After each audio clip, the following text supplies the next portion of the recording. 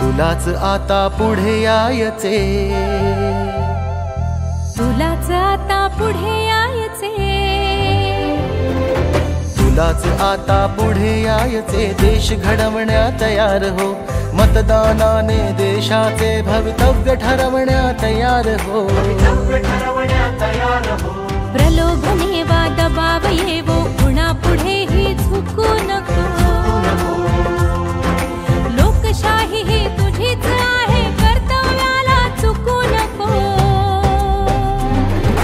ये पुढे मतदान कर, लोकशाहीचा